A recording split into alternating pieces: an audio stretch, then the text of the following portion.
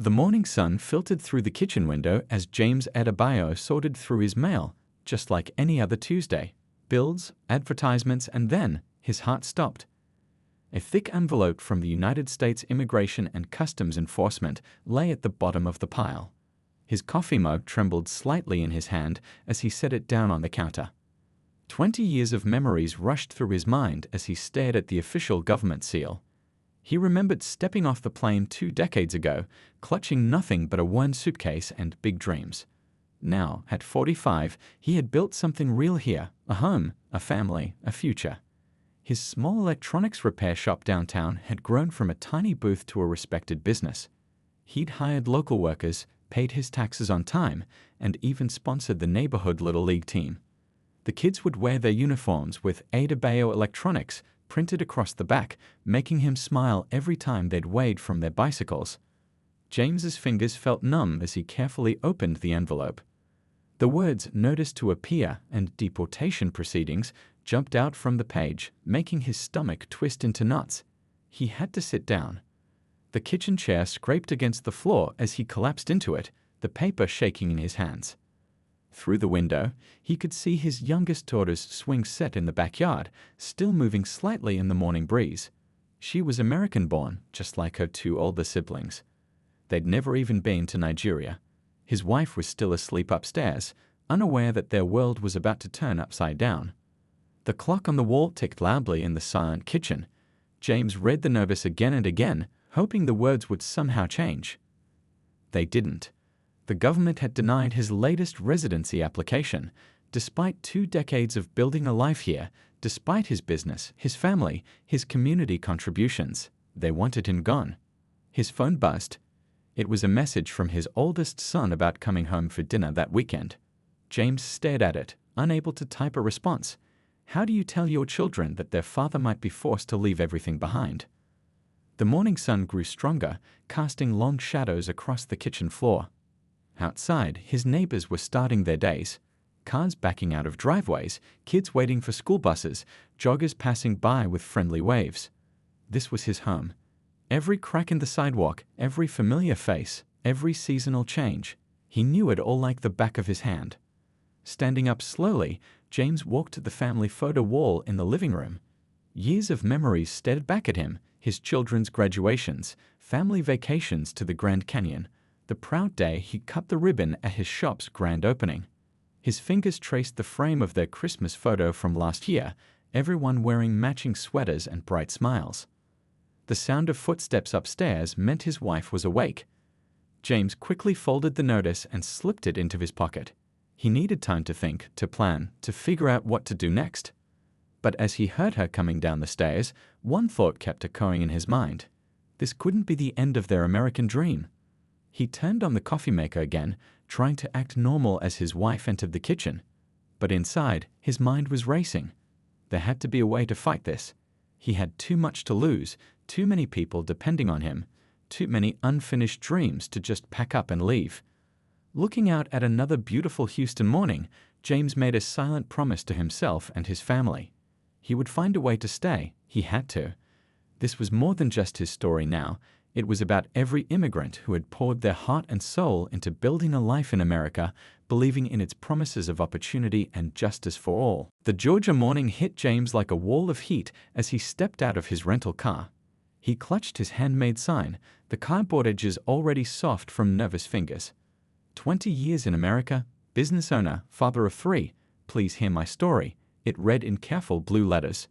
His daughter had helped him write it, insisting that blue looked more professional than black. The rally crowd was already forming, a sea of red caps and excited chatter. James took a deep breath and joined the line, his heart pounding against his ribs. An elderly couple in front of him turned around, curiosity in their eyes as they read his sign. The woman's face softened. "That's quite a message you've got there," she said, her southern accent warm and gentle.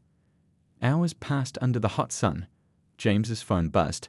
A text from his wife with a photo of their youngest drawing a picture of him. "Come home safe," the message read. He wiped sweat from his forehead, determined to stay standing despite his tired legs. The crowd grew larger, more energetic. But the president's motorcade came and went through a different entrance. James's sign remained unseen, his story untold. That night in his budget motel room, he called home, trying to keep his voice steady as he told his family he'd try again at the next rally. 3 days later, he stood in the pouring rain in North Carolina. His new sign was covered in plastic wrap, his son's idea from a quick FaceTime call. The crowd here was different. Some people avoided eye contact, others stared too long. A group of young men pointed and whispered, making James's skin prickle with unease. But then a father and his teenage daughter approached, asking about his business, showing genuine interest in his story. A week passed, then another. Tennessee, Ohio, Pennsylvania. Each rally brought new faces, new reactions. Some people surprised him with their kindness, sharing umbrellas, offering water bottles, listening to his story. Others made him grip his sign tighter and remember his promise to his wife about staying safe. In Virginia, a local news reporter noticed him.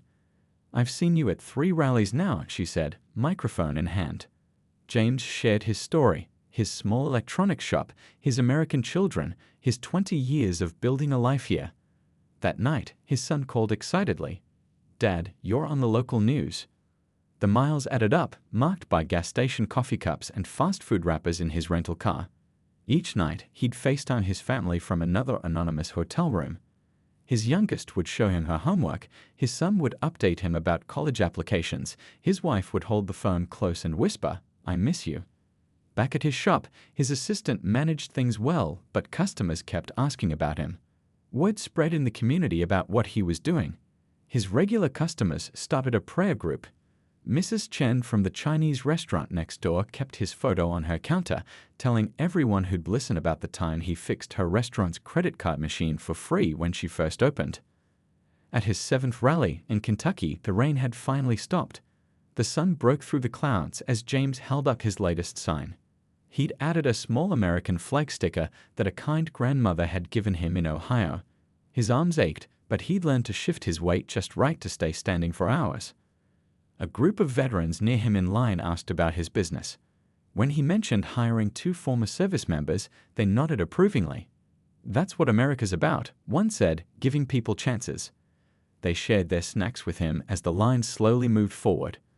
That evening, driving to his next destination, James called his wife. The sunset painted the sky in colors that reminded him of home. "Sometimes I think I'm crazy for doing this," he admitted. He could hear his children laughing in the background, the normal evening sounds of the life he was fighting to keep. "Maybe you are," his wife replied softly, "but sometimes crazy is all we have left."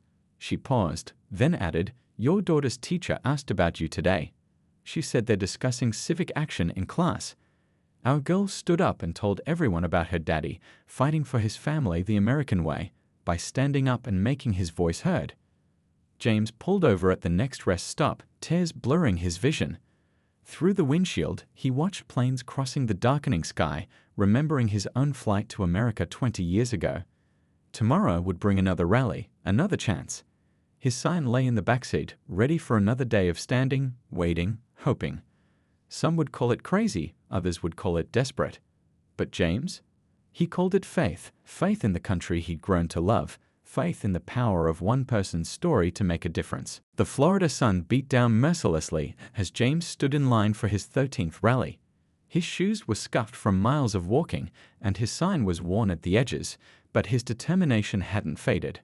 A young woman nearby was live-streaming the crowd on her phone, panning across the growing line of people. "Sir, what's your sign say?" she called out, pointing her phone toward James. He'd grown used to these interactions over the past weeks, but something felt different this time. Maybe it was the genuine curiosity in her voice, or perhaps it was just time for his story to be heard. "I'm a small business owner," James began, his voice clear and steady. 20 years in America. "I employ 6 people, all Americans. My children were born here." He paused, swallowing hard. "I'm facing deportation, and I'm just trying to tell my story to anyone who'll listen." The young woman lowered her phone slightly. "Would you mind telling us more?" The small crowd around them had grown quiet listening. James looked at their faces, young, old, different backgrounds, all waiting to hear what he had to say. "I came here legally 20 years ago," he continued, his voice carrying in the morning air. "Built an electronics repair shop from nothing. Last year, We helped fix hundreds of phones and laptops for local students when everything went remote. We give discounts to seniors and veterans." His voice cracked slightly. "This is my home. My children have never known another country." A man in a veteran's cap stepped forward. "My grandson takes his gaming console to your shop. You're the one on 3rd Street. James nodded, surprised. The veteran turned to the crowd. "Best repair shop in Houston. Fixed my grandson's console when everyone else said it was dead. Didn't even charge me full price." The livestream's comment section was filling up rapidly. The young woman read some comments aloud. People are asking which shop. They want to know how they can help. Her phone kept recording as more people gathered around. An elderly woman touched James's arm gently. "My son's a lawyer in Tampa," she said, pressing a business card into his hand. "Immigration law. Call him." Others started sharing their own stories of parents, grandparents, friends who'd come to America seeking a better life. The video spread like wildfire across social media platforms. By that evening, #SaveJamesAdebayo was trending. His son called, his voice excited. "Dad, you're everywhere online. People are sharing your story all over." Back at the hotel that night, James watched clips of himself on various news websites. The comment section filled with stories from his customers. The time he stayed late to fix a nurse's phone before her night shift, how he helped a struggling single mom by letting her pay in installments the free computer maintenance classes he offered to seniors. His wife called, her voice trembling. "The shop's phone won't stop ringing. People want to help." A reporter from the local news station came by. Even the mayor's office called. She paused. "James, people are listening. They finally see you." That night, unable to sleep, James read through thousands of comments on the viral video. Some brought tears to his eyes. "This is the America I believe in. My grandparents came here with nothing to. We need more business owners like him." There were opposing views too, but they were overwhelmed by the surge of support. His daughter texted, "Dad, my whole school's talking about you. My government teacher showed your video in class. She said it's a real-life lesson in civic engagement." The next morning, major news networks were calling. His simple cardboard sign had opened a door that dozens of legal consultations couldn't. As he prepared for another day of standing in line, his phone buzzed with a message from his wife. She'd sent a photo of their family photo wall, adding, "Every picture here tells the story of an American dream. Keep standing, my love. The world is finally watching." James stepped out of his hotel, squinting in the bright Florida sunshine. His sign felt lighter somehow, as if carried by the hopes of thousands who'd watched his story and seen themselves, their parents, their grandparents in his journey. Today, he wasn't standing alone anymore. His voice had become many voices, all asking America to remember its promise to dreamers who believed in second chances. The morning after the video went viral, James's electronics shop in Houston became the center of an unexpected storm. Local news vans lined the street, their satellite dishes reaching toward the sky like metal sunflowers. His assistant had arrived early to find a crowd of supporters already gathering, some holding handmade signs of their own. Inside the shop, the phone rang constantly. James's wife sat at the counter, trying to manage the flood of calls while their youngest daughter did homework in the back room. "Another news station," she said, adding another message to her growing list. "And someone from a national morning show wants to interview our family."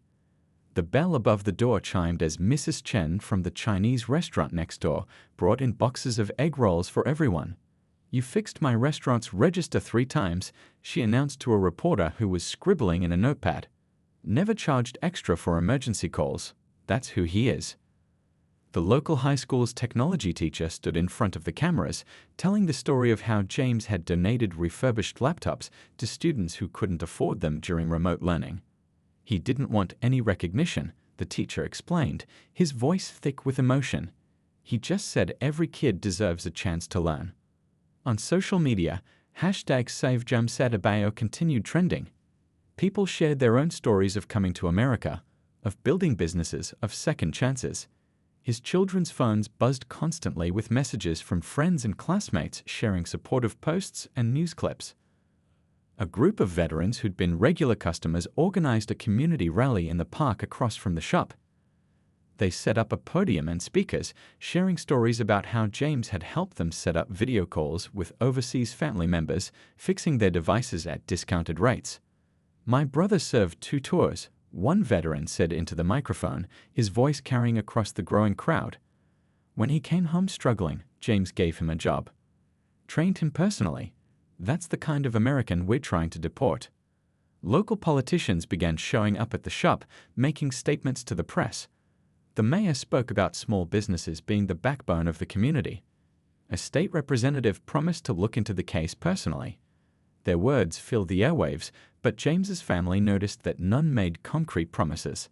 His oldest son appeared on a morning news show, poised and articulate in his college sweatshirt. "My father taught me that success means nothing if you don't help others succeed too," he said, his voice steady despite his nervousness. The host asked about growing up in the shop, and the son told stories of learning to repair phones alongside his homework, of watching his father stay late to help customers in emergencies. That evening, a popular news anchor devoted a segment to James's story.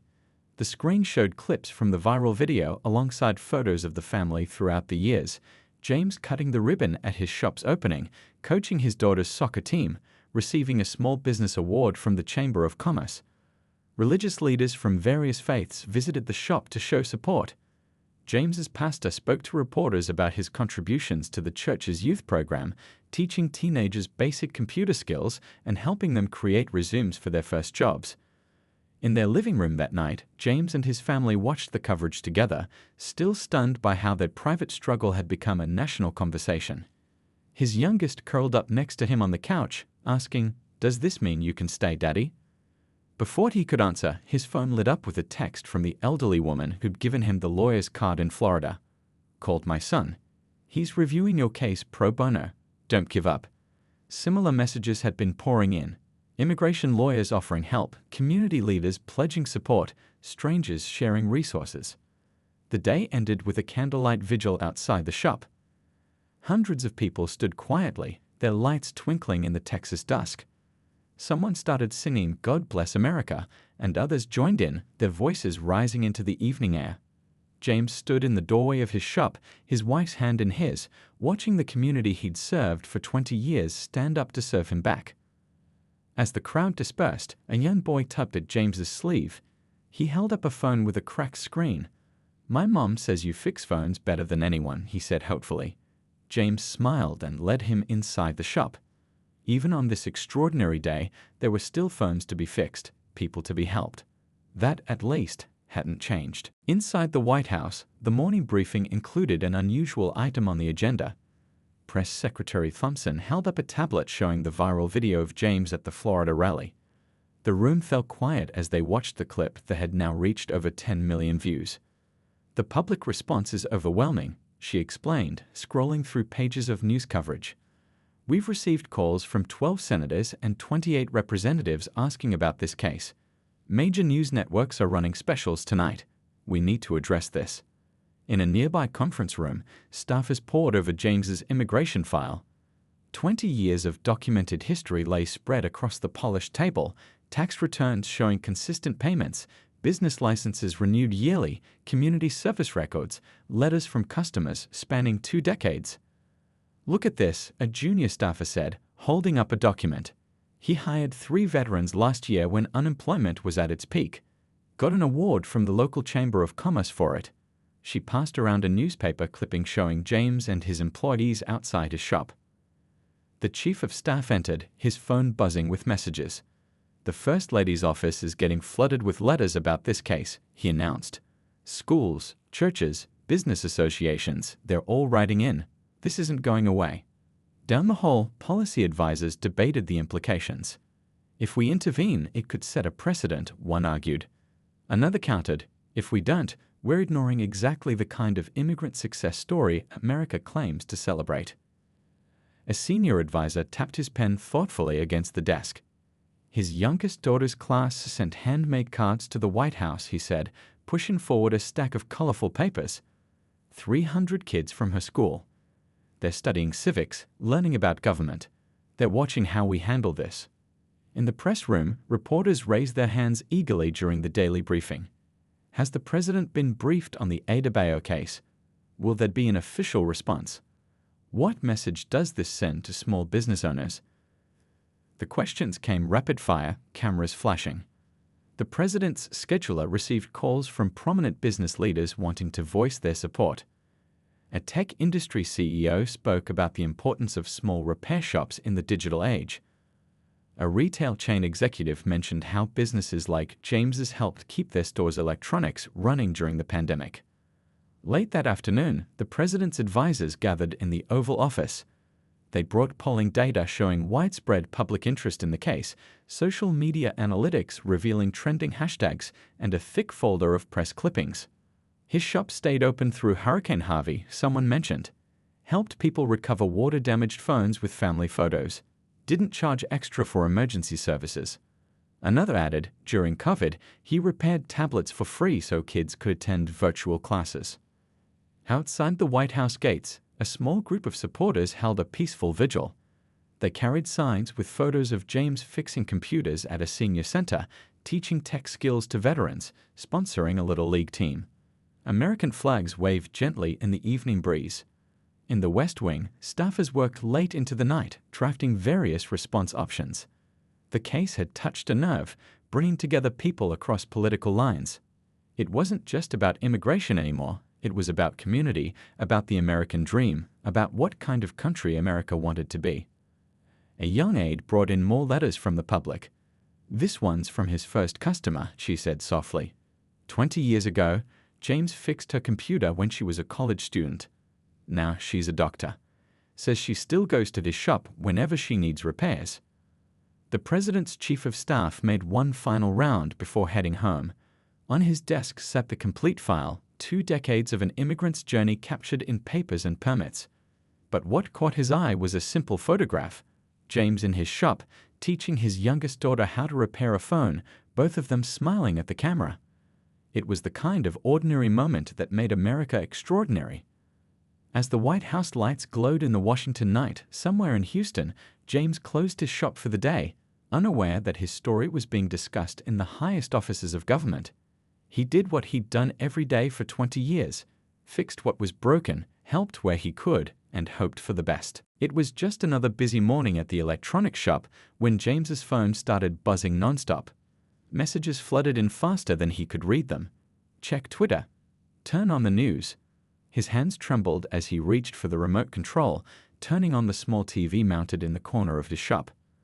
The president's tweet filled the screen. Just reviewed James Adebayo's case. This is what the American dream looks like. Hard work, creating jobs, serving community. Have directed immigration authorities to review status. We need more small business owners like him. We'll make sure he stays with his family. The bell above the shop door chimed constantly as people rushed in, customers, neighbors, reporters. His wife arrived breathless, having closed their daughter's school early after the news broke. Their children burst in minutes later, phones in hand, showing him the explosion of responses online. "Dad, look," his oldest son exclaimed, scrolling through countless retweets and supportive messages. The hashtag James Stays was trending nationwide. News channels were breaking into regular programming to cover the story. Mrs. Chen from next door brought in her famous dumplings, announcing, "This calls for celebration." The shop quickly filled with familiar faces, the veterans he hired, elderly customers whose devices he'd fixed at discount rates, parents whose children's laptops he'd repaired during remote schooling. His youngest daughter climbed onto the counter, a spot she'd sat since she was tiny, watching him work. "Does this mean you don't have to leave?" she asked, her eyes bright with hope. James hugged her close, his voice thick with emotion. "Looks that way, sweetheart. Looks that way." The local news crew that had first covered his story was back, capturing the spontaneous celebration. His pastor arrived with tears in his eyes, leading everyone in a prayer of thanks. Even the mayor stopped by, shaking James's hand for the cameras but whispering sincerely, "You earned this. Every bit of it." Late that afternoon, James received an official email from immigration authorities. The legal language was complex, but the message was clear. He would receive deferred action status while pursuing permanent residency. His deportation order was suspended. The pro bono lawyer who'd taken his case called to explain everything in detail. It's not just a win for you, she said warmly.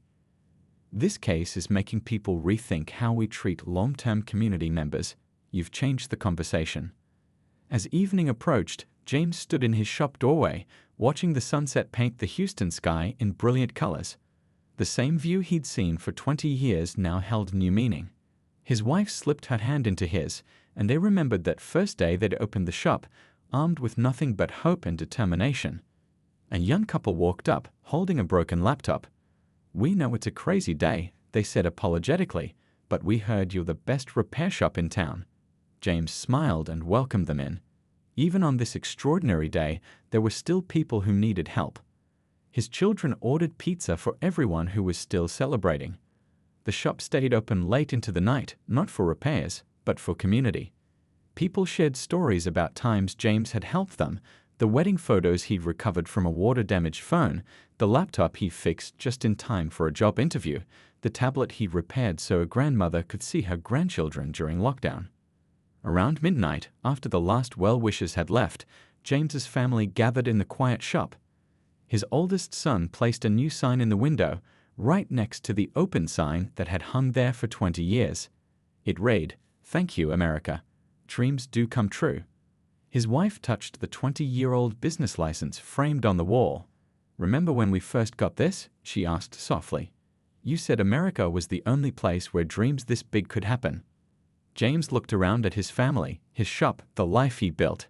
Outside, the Houston streets were quiet now, but he could still feel the energy of the day, the power of a community coming together, the reality that sometimes, just sometimes, hope wins. His youngest daughter had fallen asleep on the old couch where customers usually waited for repairs.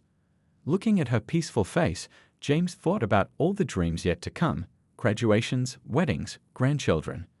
Now he knew he'd be here for all of it.